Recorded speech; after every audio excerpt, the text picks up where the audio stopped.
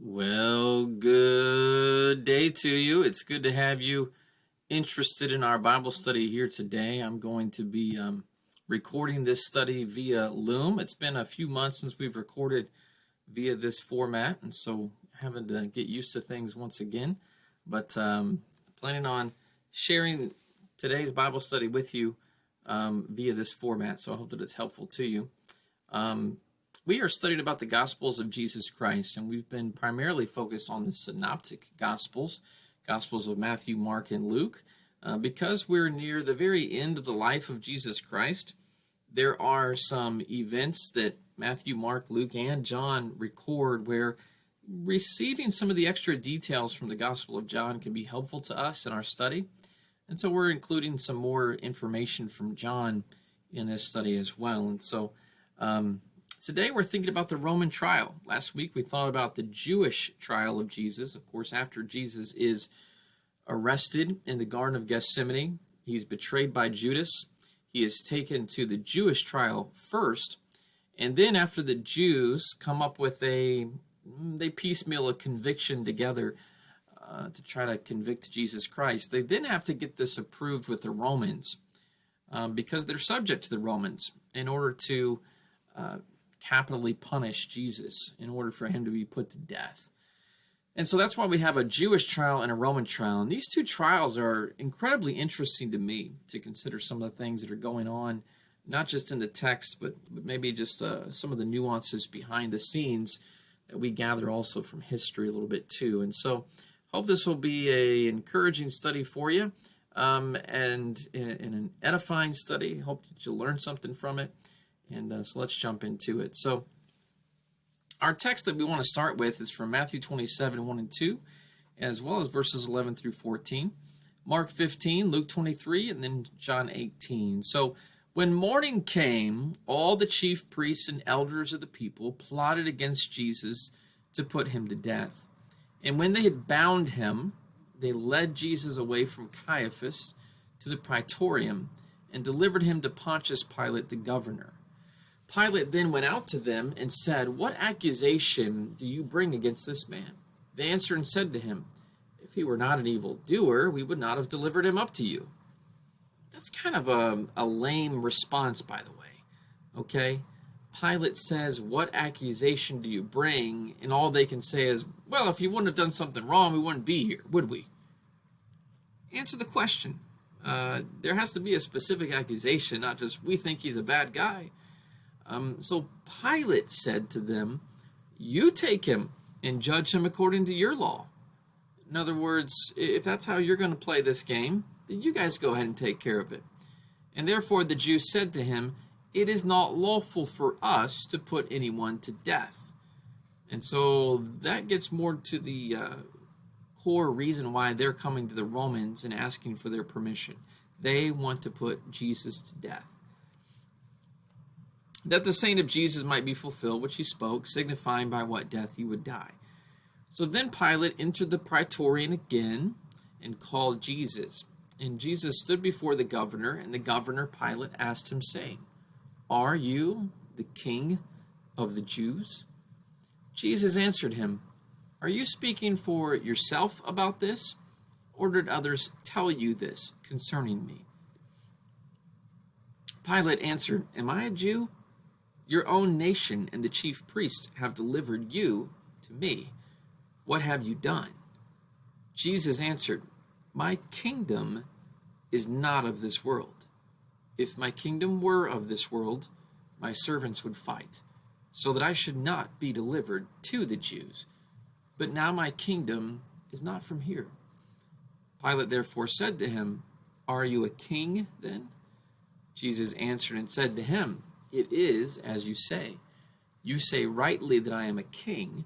For this cause I was born, and for this cause I have come into the world, that I should bear witness to the truth. Everyone who is of the truth hears my voice." Pilate said to him, "What is truth?" And when he had said this, he went out again to the Jews. So Pilate said to the chief priests and the crowd, "I find no fault in this man at all." Now let's just stop there. Pilate clearly knows that Jesus is not a king in the sense the Jews want to try to paint the picture. The Jews are trying to paint a picture that Jesus is a king, and therefore he is going to be at odds with Rome, that he is setting himself up as an alternative, that he's perhaps setting up his earthly kingdom to revolt against Rome. Jesus, by saying, "My kingdom is not of this world," he makes it very clear that the kingdom of which he reigns is not an earthly kingdom. And Pilate gets that. Pilate says, "I find no fault in this man." However, Pilate goes out and says, "Hey, I've interrogated him. I don't think that there's anything here that the Romans should be concerned with." And so, even though he says that, and even though Pilate admits the innocence of Jesus, they were the more fierce, saying, "He stirs up the people, teaching throughout all Judea, beginning from Galilee to this place." And the chief priests and elders accused him of many things, saying, "We found this fellow perverting the nation, forbidding to pay taxes to Caesar, and saying that he himself is Christ, a king." But he answered nothing. Pilate asked and said to him again, "Do you answer nothing? Did you not hear and see how many things they testify against you?" But Jesus still answered him not one word, so that Pilate the governor marveled greatly.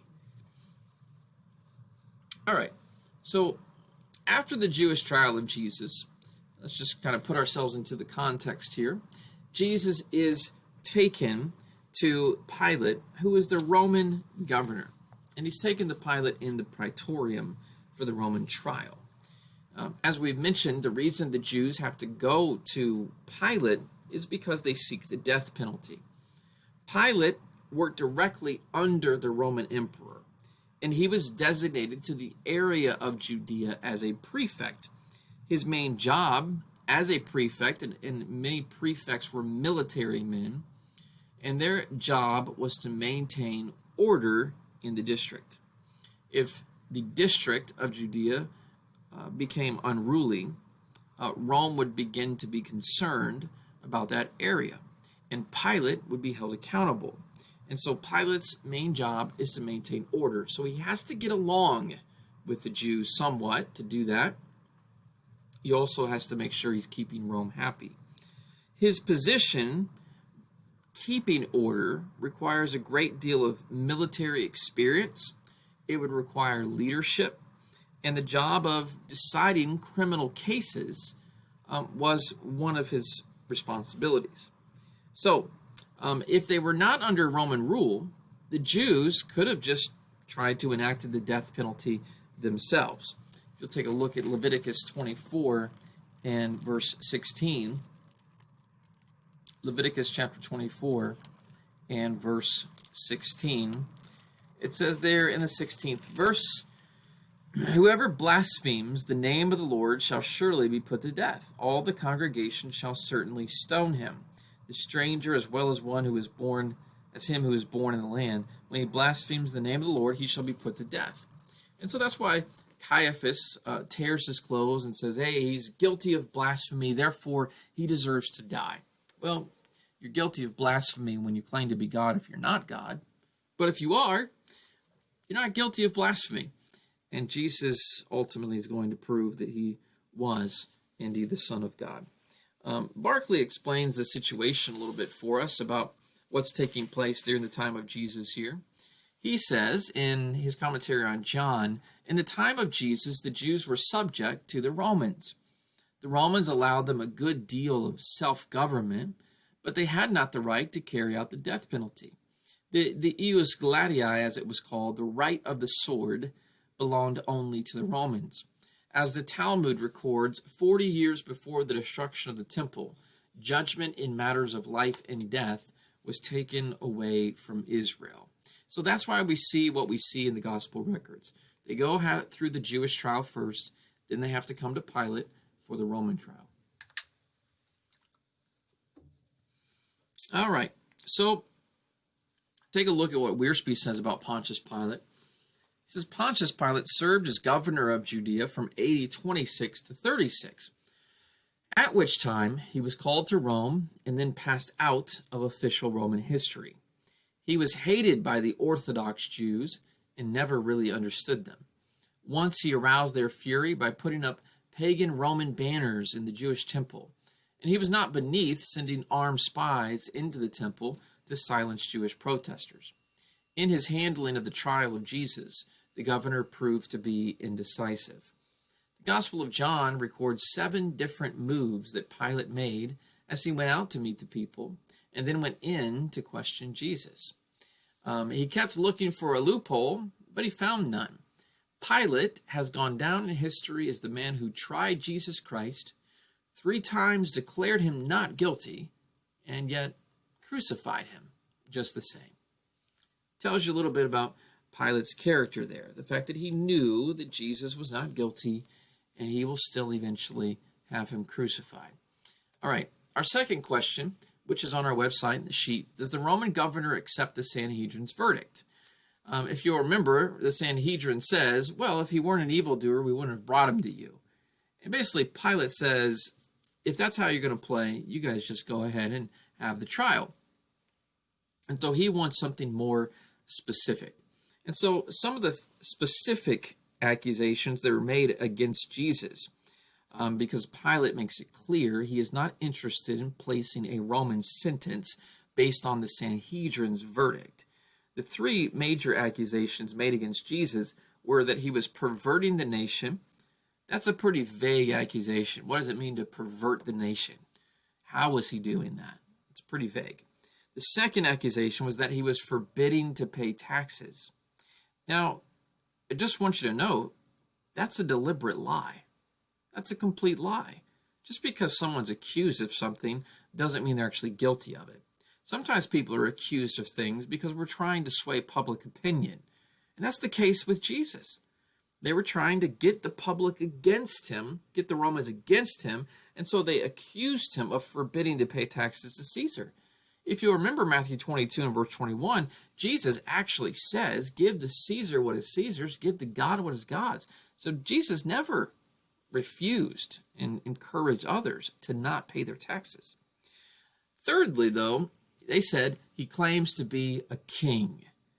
Well, that's true, but it was a deliberate misinterpretation of the claim of Jesus. Jesus never claimed to just be an earthly king trying to set up earthly soldiers in an earthly kingdom who were carrying around swords and fighting physical battles.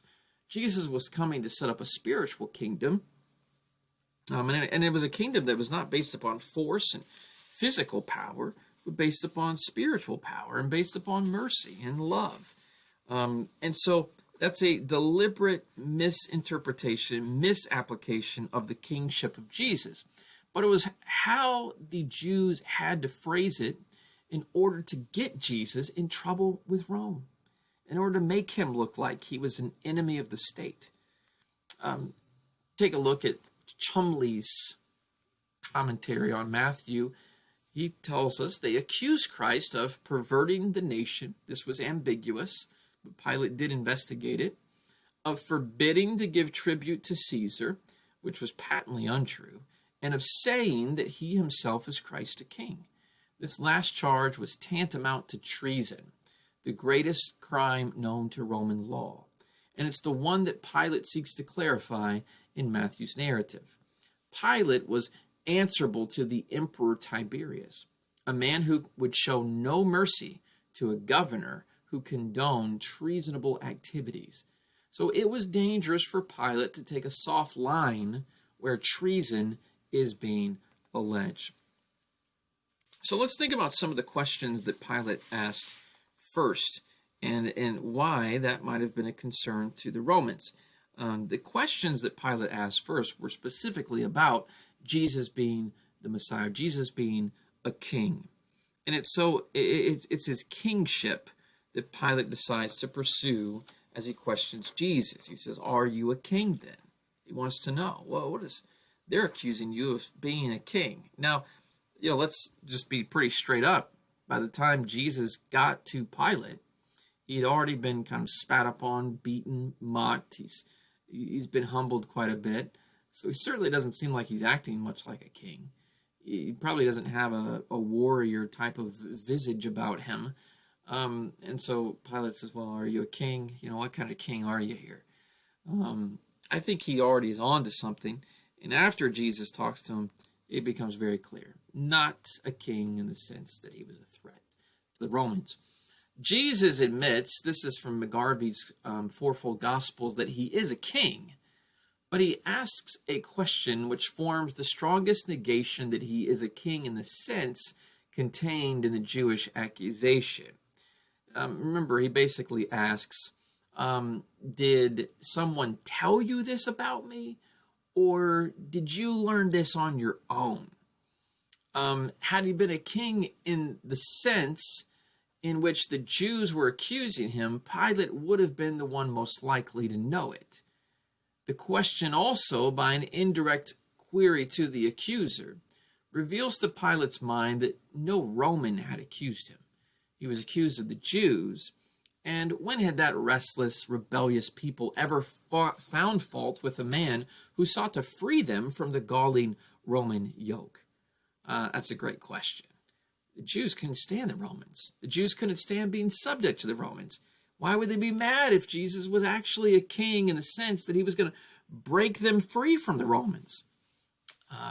There's some things that are certainly not making sense here about the Jewish accusation. So, Jesus, to disarm Pilate's concern, he responds in a certain way. And Pilate begins to understand that Jesus is being set up. Pilate replies, "Am I a Jew?" which indicates he doesn't understand Jewish custom and the nature of this kingdom. So Jesus explains his kingdom is based on truth, and his kingdom is not of this world. And so Pilate understands when Jesus says that, even though he asks the question, what is truth? Pilate understands that this kingdom is no threat to the Roman Empire. But by the response of Jesus, Pilate is amazed. He's amazed at his reason, and he is assured of his innocence. But unfortunately, the Jews will not accept Pilate's initial verdict. They continue to press Jesus, or the Jews continue to press Pilate. And while Pilate seems to expect Jesus to defend himself, Jesus won't. Jesus just kind of remains silent, which causes Pilate to marvel greatly. It took a lot of self-control for Jesus to not respond to all the things the Jews were accusing him of.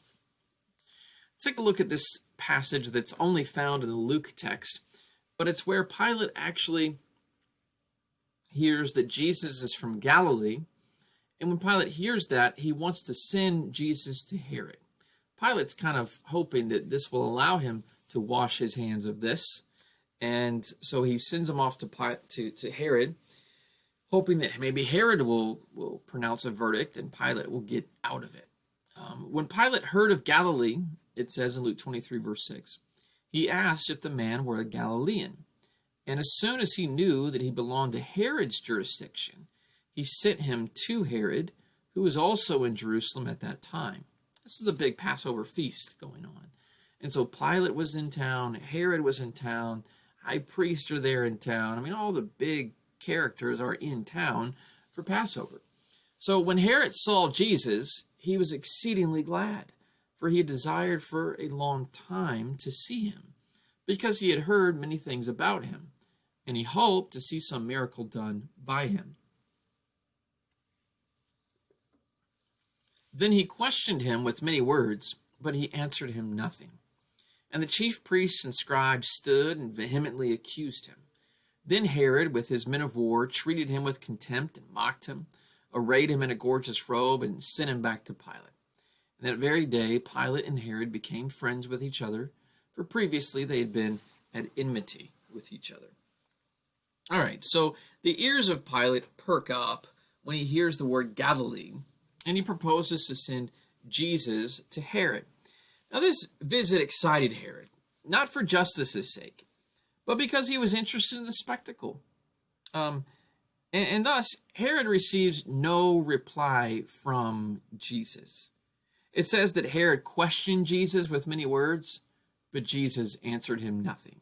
Some people don't even deserve a response. Some people are just so rude. Some people are just there for the attention. Herod was that type of a person. And so Jesus won't even respond to his questions. Jesus is not a subject for entertainment. He's not an individual that is to be taken lightly. And so those who treat Jesus in such a manner, they don't understand his role, and they deserve little teaching. So after Herod's mockery, he sends Jesus back to Pilate for the final verdict. And so Jesus goes back. Now, interestingly, while Pilate condemns Jesus, he does gain the friendship of the evil Herod family. And so that's about all that this particular trip accomplishes. McGarvey says this in his fourfold gospel. He says, Pilate had come up from his residence at Caesarea to keep order during the Passover, and Herod had come from Tiberias to keep in favor with the Jews by showing respect to their festival. And hearing that Jesus was a citizen of Herod's province, Pilate saw an opportunity to do two things. First, by sending Jesus to Herod, he would either shift or divide the grave responsibility in which he was placed. Second, he would show a courtesy to Herod, which might help to remove Herod's enmity towards him. A courtesy which perhaps might be the reverse of the discourtesy which likely caused the enmity. All right, so we can take a look at the map here. This is Jerusalem on the map here, and you can perhaps note Herod's palace. That's where Herod's palace would have been. We've got Jesus who's arrested in the Garden of Gethsemane. Jesus has been tried at the house of Annas and Caiaphas, and eventually Jesus is taken over to Herod's palace, and then he's taken back to the praetorium. All right. We have a pretty lengthy text that we've got to read here, and but I just think the conversation, the dialogue that takes place in the midst of this text is incredibly interesting. So let's take a moment to read. Now, at the feast of the Passover, the governor was accustomed to releasing the multitude one prisoner, whomever they wished and requested. It was just some custom they had to grant clemency to someone who on Passover. And so then Pilate, when he had gathered together the chief priests, the rulers, and the people, said to them, "You have brought this man to me as one who misleads the people. And indeed, having examined him in your presence, I have found no fault in this man concerning those things of which you accuse him. No, neither did Herod, for I sent you back to him. And indeed, nothing deserving of death has been done by him. Do you want me to release to you the King of the Jews?" And so Pilate is giving the people the chance, after explaining to the people, I think this guy is innocent, so why don't we just go ahead and release him? And so he says, whom do you want me to release to you? In fact, I'm going to give you two choices.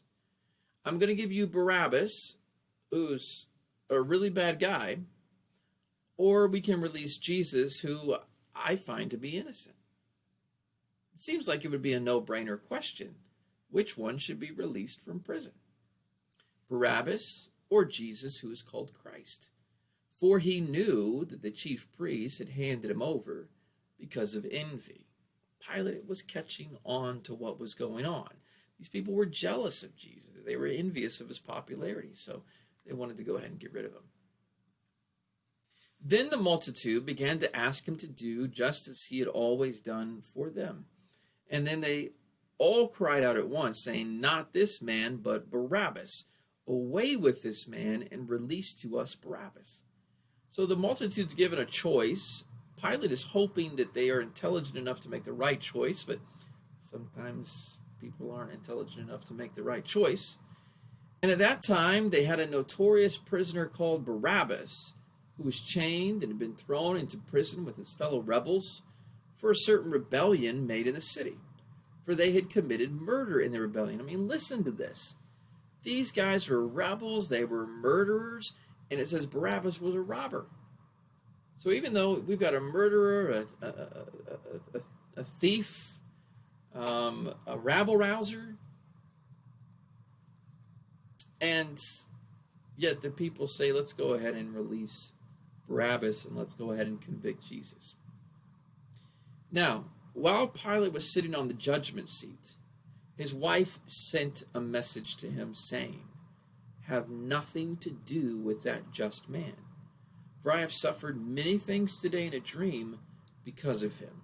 So this is weighing heavily on the conscience of Pilate and even Pilate's wife. She seems to know about what's going on here because of Jesus. But the chief priests and elders stirred up and persuaded the multitudes and crowd so that they should ask for the release of Barabbas and destroy Jesus.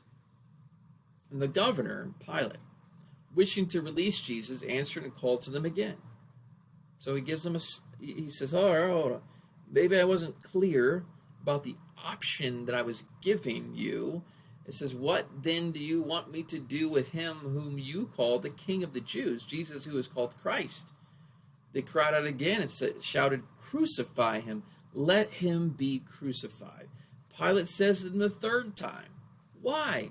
What evil has he done? I have found no reason for death in him. I will therefore chastise him. In other words, maybe will it make you happy if I just whip him a couple times and let him go? You guys are nuts about this. For it was necessary for him to release one to them at the feast. And then Jesus came out wearing the crown of thorns and the purple robe, and Pilate said to them, behold the man. And therefore, when the chief priests and officers saw him, they cried out, saying, crucify him, crucify him.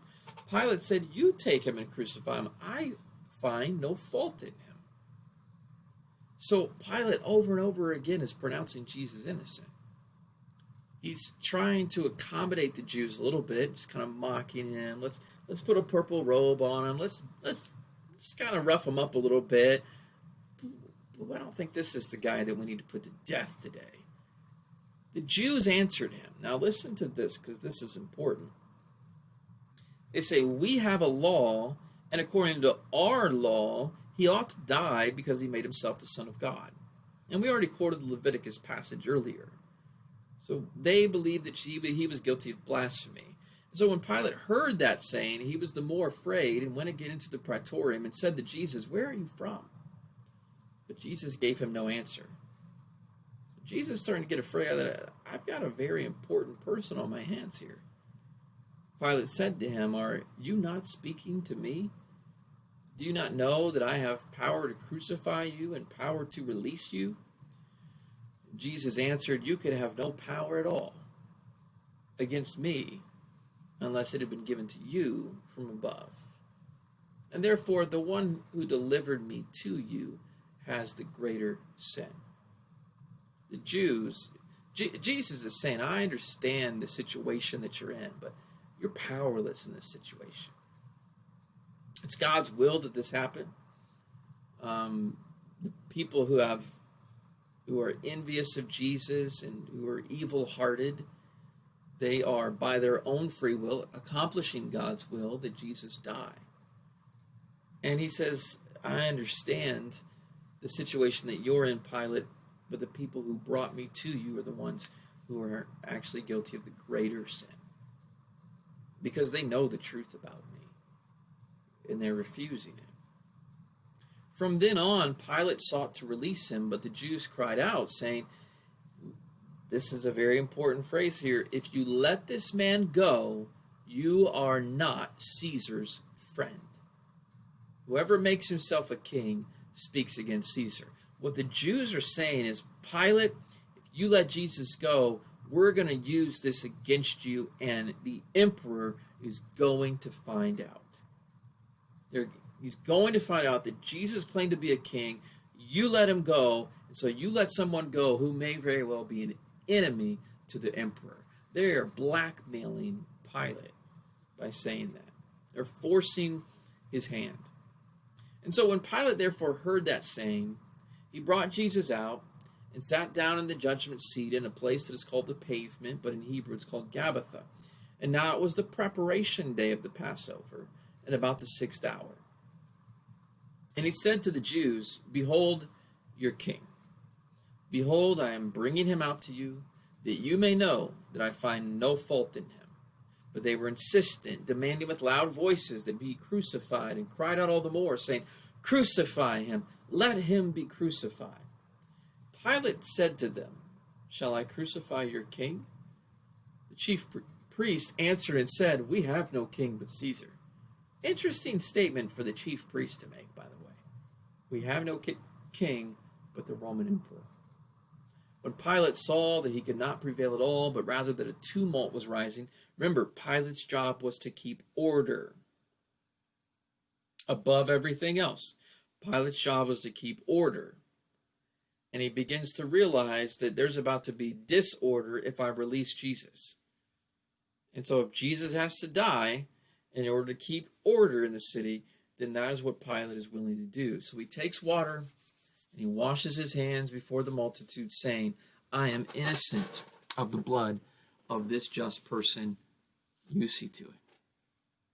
So Pilate basically says, I've tried to tell you he's innocent. I don't think that he's worthy of being guilty, but if this is what makes you happy, then this is on you. And all the people answered and said, "His blood be on us and on our children." And the voices of these men of the chief priests prevailed. And so Pilate, wanting to gratify the crowd, released Barabbas to them, who for murder and rebellion had been thrown into prison, and gave sentence that it should be as they requested, and he delivered Jesus, after he had scourged him, to be crucified to their will. And then the soldiers of the governor took Jesus and led him away into the hall called Praetorium. They gathered together the whole garrison around him. They stripped him. They put a scarlet purple robe on him and clothed him with purple. And when they had twisted a crown of thorns, they put it on his head and a reed in his right hand, and began to salute him. And they bowed the knee before him and mocked him, saying, "Hail, King of the Jews." And then they struck him on the head with a reed, and spat on him, and struck him with their hands, and bowing the knee, they worshipped him. All right, so Herod sends Jesus back to Pilate, and I think one of the very simple things we see throughout this entire text is that Pilate is trying in numerous ways to evade a conviction for Jesus. Let me give you several examples. He tells the Jews, "You guys deal with it yourselves."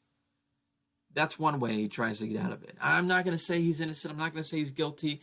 Why don't you guys just handle this? He declares the innocence of Jesus, and he encourages Jesus to defend himself. He tells Jesus, "Do you hear all the things they're saying? Do you want to defend yourself here?" Jesus doesn't do it. He tries to shift responsibility over to Herod. Well, if I can't seem to make any headway here with these Jews, and I don't think that he's guilty, maybe I can just let Herod make this decision. That doesn't work. He encourages the people to crucify Barabbas. He says, "Are you sure you don't want to convict Barabbas, who is a well-known robber and murderer, and release Jesus?" He tries hard at the encouragement of his wife. His wife encourages him to release Jesus. He tries to whip Jesus and release him rather than crucify him. And then he washes his hands and he says, "Well, this is your fault. I'm not going to be guilty of this. This is your fault." And yet, despite all of these evasive attempts, he still permits the Jews to make an unjust ruling, and he allows this injustice to occur. The Jews pressure Pilate. And one of the things they say to pressure Pilate is they say, "If you allow Jesus to be released, you are not a friend to Caesar." And that gets Pilate thinking. It gets him thinking politically. I've got a good job. I live a good life because of the Romans, because of the emperor. It's my job to create order down here. And if this is going to possibly cause me to lose my job and my comfortable lifestyle that I have down here with my wife, where I've moved up the ranks in the Roman military to be given this position, then maybe I'll just wash my hands of it and let the Jews have their way. The Jews are pressuring him, and he's allowing himself to be pressured. That's a coward's way out. He allows himself to be bullied. Sometimes you got to stand up to a bully. Though Pilate knew better, what was he worried that he might lose if he stood with Jesus? And I think I just said that, right? Worried he might lose his job.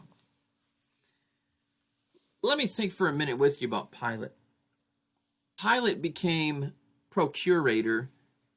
Another word would be governor. Actually, in archaeology, they found the word prefect attached to Pilate's name.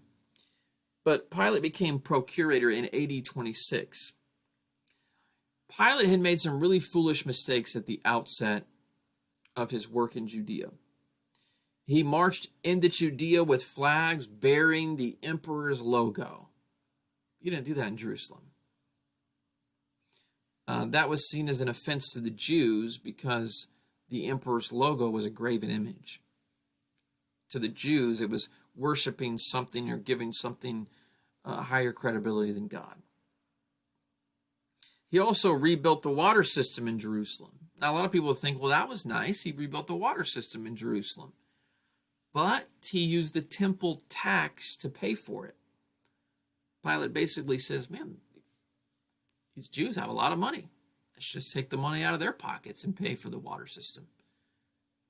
Got them a new water system, but he made them pay for it with their religious offerings. I mean, can you imagine if the mayor or the governor basically said, we need to make some improvements in our city, and so we're going to start tapping into all of the local churches' treasuries to pay for some of the improvements near them. Wouldn't go over very well. He had no interest or sympathy for Jewish customs, and so Pilate made some mistakes at the beginning of his work in Judea. And the Jews have been threatening to report him to the Roman emperor to have him removed. Another mistake from Pilate could have cost him his job. And so when Pilate hears, you're not Caesar's friend if you do this, then he gives in. So in this account, despite all of Pilate's attempts to avoid pronouncing a sentence, he gives in. And it's this mistake that I believe we all have to be very careful not to make. Because like Pilate, we can reject Jesus Christ, even though we know his way is better. Pilate chose his job over Jesus. For others, it might be a warning to us that there are people who choose friends and family over the truth of Jesus. They're afraid of losing some close friends. They're afraid of losing favor with some family members. I've known people who, because of their stance in becoming Christians, they were cut out of the inheritance in their family. There are some people who are not willing to be cut out of the inheritance with their family, and so they compromise. Some people choose wealth, some people choose popularity, some people choose their luxury over Jesus. And when we make those types of decisions, we're acting like selfish Pilate. Pilate could not deny himself and take up his cross to follow Jesus. He chose himself over Jesus. And the Jewish mob is also so blinded by hatred and envy, they ignore justice and they permit violent jealousy. Well, that's basically what's happening here with Pilate in this scene, with the Jews and with Jesus. Take a look at a couple of quotes. This is from Barclay, who says, Philo, the great Jewish Alexandrian scholar, has a character study of Pilate. And Philo, remember, was not a Christian, but he was speaking from the Jewish point of view. The Jews, Philo tells us, had threatened to exercise their right to report Pilate to the emperor for his misdeeds. And this threat exasperated Pilate to the greatest possible degree, as he feared lest they might go on an embassy to the emperor. and might impeach him with respect to other particulars of his government, his corruption, his acts of insolence, his rapine, his habit of insulting people, his cruelty, his continual murders of people untried and uncondemned, and his never-ending gratuitous and most grievous inhumanity. Pilate's reputation with the Jews stank, and the fact that they could report him made his position entirely insecure. So that's why Pilate caved. That's why he caved. Well, Matthew gives us one little glimpse here that we want to finish with. And it's a glimpse of, during this trial, what's going on with Judas. So in Matthew 27, 3-9, it says, Then Judas, his betrayer, seeing that he had been condemned, was remorseful, and brought back the 30 pieces of silver to the chief priests and elders, saying, I have sinned by betraying innocent blood. And they said, What is that to us? You see to it. Then he threw down the pieces of silver in the temple and departed, and went and hanged himself. But the chief priest took the silver pieces and said, It is not lawful to put them into the treasury, because they are the price of blood. And they consulted together and bought with them the potter's field to bury strangers in. And therefore that field has been called the field of blood to this day. Then was fulfilled what was spoken by Jeremiah the prophet, saying, They took the 30 pieces of silver, the value of him who was priced, whom they of the children of Israel priced, and gave them for the potter's field, as the Lord directed me. So, in the midst of all this drama, Judas basically makes the decision that he's regretting his actions, and he gives the money back to the people who had given him the money in the first place, and then he goes and he hangs himself. It's interesting, isn't it, that the one thing that Judas wanted so bad is the very thing that he rejects and he hates in the end. And that's an interesting idea when it comes to sin. Sometimes we think that we have to have something sinful so badly. And then when we finally obtain it, it brings us so much guilt and so much regret and so much shame. The thing that we wanted so badly ends up being the very thing that haunts us so terribly for the rest of our lives. And with Judas, that's how sin worked. The things that consume our desire can be the very things that we hate once the guilt sets in. So he throws the money down on the temple floor. He immediately goes and he commits suicide. And the text graphically describes his suicide. Matthew says that he hung himself, but the book of Acts in chapter 1, verses 18 and 19, it says that his body burst when it hit the ground. Some people say that could have been because of the bloating that would have taken place and some decomposition. But we don't exactly know why. But the response of the Jewish leaders is interesting. They are willing to pay Judas out of the temple treasury to shed the blood of Jesus, but they refuse to take the money back and put it back into the treasury because it was blood money. Does that make a lot of sense to you? That's a perfect picture of the leaders of Jesus' day, though. A lot of their leadership decisions seem to be extremely inconsistent, hypocritical, and really just lack basic logic. So what do they do with the money? Well, they buy the potter's field, which is a fulfillment of prophecy from Zechariah chapter 11. The purpose of buying this field, by the way, would have been it could be bought at a cheap price because the potter's field was mined for its clay, and because it was full of clay, it wasn't valuable for farming. But also could be used to bury foreigners and strangers who died in the city who were not worthy to be buried in Jerusalem. And so that became the purpose of this field over time. Take a look at what McGarvey says about the word that's used to describe Judas. He writes, there are two Greek words which are translated repented in the King James Version. The one properly so translated metanoeo, which means literally to know after, in which therefore means a change of mind or purpose. The other one is in Greek, metamelomai, which is used here and which means literally to care after, indicates a sorrow for the past. The first should be translated repent. The second should be translated regret. And Trench draws the distinction thus. He who has changed his mind about the past is in the way to change everything. He who has an aftercare may have little or nothing more than a selfish read of the consequences of what he has done. And that's the situation that Judas is in.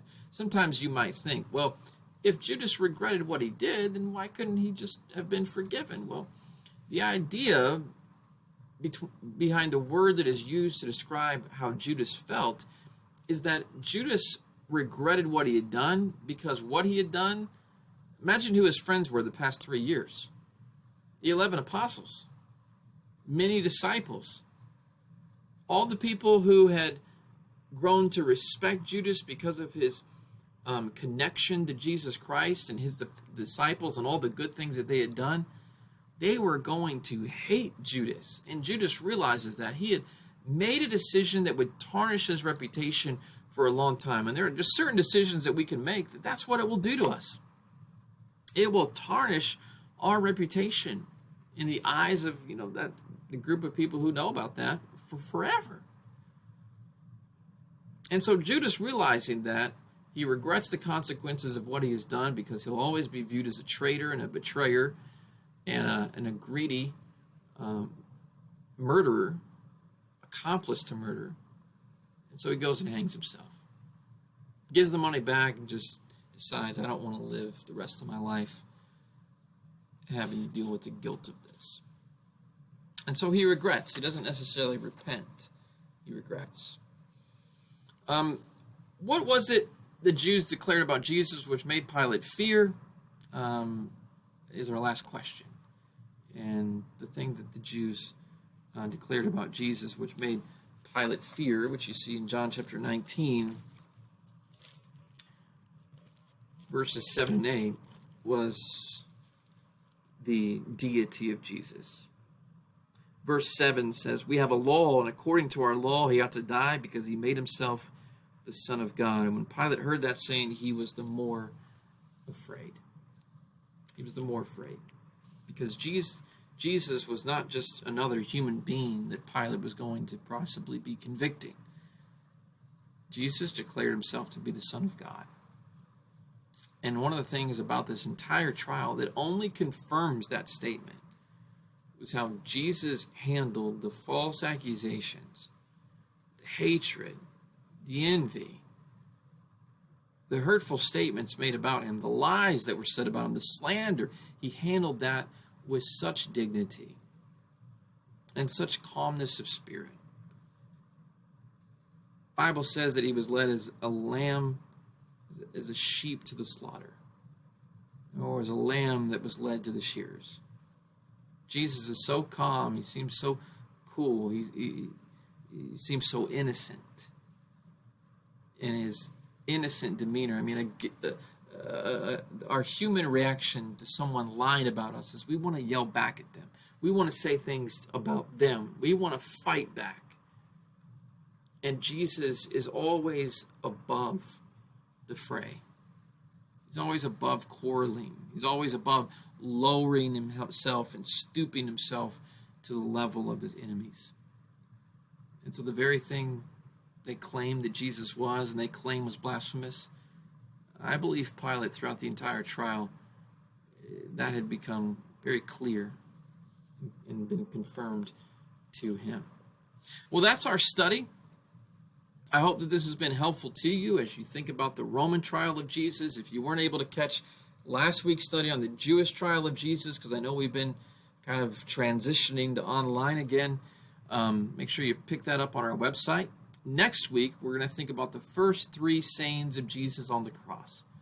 Jesus, after this verdict is pronounced, he will be led to the cross to be crucified. And there are 7 sayings of Jesus on the cross. We're going to split them up into 2 separate lessons as we think about the events surrounding the cross of Jesus Christ. Thanks so much for joining us. I pray that you have a wonderful Lord's Day and a wonderful week. I will keep you in my prayers. Please keep me in your prayers. Have a great time.